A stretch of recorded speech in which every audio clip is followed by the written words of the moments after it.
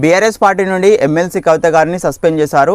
ఇక్కడ BRS party నుండి MLC కవిత గారిని ఎందుకు సస్పెండ్ చేశారంటే పార్టీకి నష్టం కలిగించే విధంగా వ్యాఖ్యలు చేస్తున్నారు. అదే కాకుండా డిసిప్లిన్గా ఉండడం లేదని చెప్పి కేసీఆర్ గారి ఆదేశాల మేరకే ఎమ్మెల్సీ కవిత గారిని బీఆర్ఎస్ పార్టీ నుండి సస్పెండ్ చేస్తున్నామని చెప్పి కొన్ని ఉత్తర్వులు అయితే జారీ చేశారు.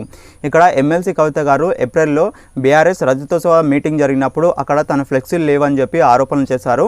అదే కాకుండా ఆ మీటింగ్ తర్వాత కేసీఆర్ గారికి ఒక లెటర్ రాశారు. ఆ లెటర్ రాసిన తర్వాత కూడా ఆ లెటర్ అనేది లీక్ అయింది. దీని తర్వాత జగదీశ్వర్ రెడ్డి గారి పైన ఆరోపణలు చేశారు.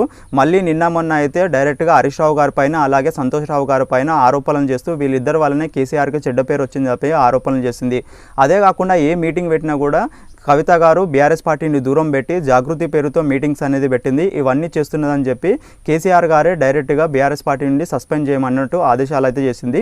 ఇక్కడ దీన్ని బట్టి మనం ఏం అర్థం చేసుకోవచ్చు అంటే బీఆర్ఎస్ పార్టీకి కానీ కేసీఆర్ గారికి ప్రజల సంక్షేమమే ముఖ్యము.